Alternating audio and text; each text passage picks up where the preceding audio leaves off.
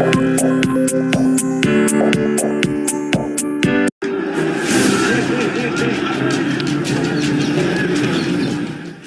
भर में कहीं भी शोभा यात्रा निकले उस पर पत्थरबाजी की खबरें जरूर आती हैं।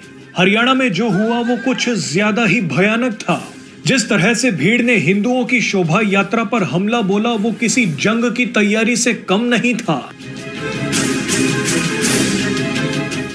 हरियाणा के नूंह में सोमवार के दिन हिंदू संगठनों द्वारा निकाली जा रही शोभा यात्रा पर हमला हो गया। जमकर पत्थरबाजी की गई, सैकड़ों गाड़ियों को आग लगा दी गई। आपको बता दें कि इलाके के शिव मंदिर में जलाभिषेक करने के बाद जब यात्रा आगे बढ़ रही थी तो कुछ लोगों को ये पसंद नहीं आया। शोभा यात्रा पर अटैक कर दिया गया। हिंदू संगठनों का कहना है कि उन्होंने इस यात्रा की जानकारी महीनों पहले ही प्रशासन को दे दी थी, लेकिन इसके बावजूद उन पर हमला कर दिया गया। कई लोगों का मानना है कि ये राज्य सरकार का इंटेलिजेंस फेलियर था। जिस तरह से विशेष भीड़ ने शोभा यात्रा पर हमला किया वो कई दिनों की तैयारियों के बिना हो ही नहीं सकता।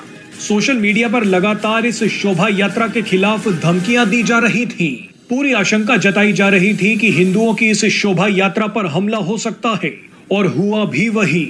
शोभा यात्रा को खत्म करने के लिए विशेष भीड़ ने कोई कसर नहीं छोड़ी। भीड़ के हाथ में जो लगा उसने शोभा यात्रा पर फेंकना शुरू कर दिया। सड़कें हो या घरों की छतें या छज्जे, सब जगह से पत्थर बरसने लगे। जिस रफ्तार से शोभा यात्रा पर पत्थर बरस रहे थे वो गोलियों से कम नहीं थे। इस दौरान कई ऐसी तस्वीरें सामने आई जो साबित करती हैं कि यात्रा पर हमले की तैयारी पहले से ही की जा चुकी थी। जिस तरह से छतों से पत्थर बरसाए गए वो अचानक नहीं हो सकता। ये ठीक वैसी ही तस्वीरें थी जैसी दिल्ली में हुए दंगों में देखी गई थी। आपने देखा होगा कि कैसे हमले से पहले घरों की छतों पर और कई बार तो मस्जिदों की छतों पर पत्थर जमा कर लिए जाते थे।